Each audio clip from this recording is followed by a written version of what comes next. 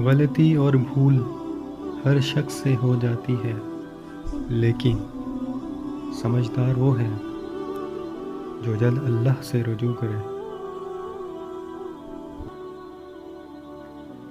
इतनी जल्दी दुनिया की कोई चीज़ नहीं बदलती जितनी जल्दी इंसान की नीयत और नज़रें बदल जाती हैं।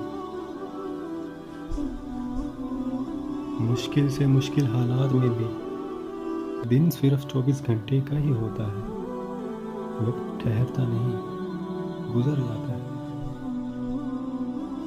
नेक लोगों की सोहबत से हमेशा भलाई मिलती है, क्योंकि हवा फूलों से गुजरती है तो वो भी खुशबूदार हो जाती है।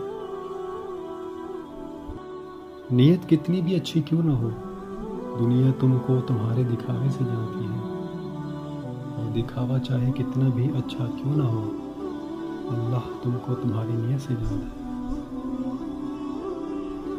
जिस चीज़ की तलब हो उसे बांटने लग जाओ, फिर चाहे वो रिस्क हो, सुकून हो, इज्जत हो, मोहब्बत हो या फिर आसानी, वो वापस पलट कर तुम्हारे पास ज़रूर आएंगी।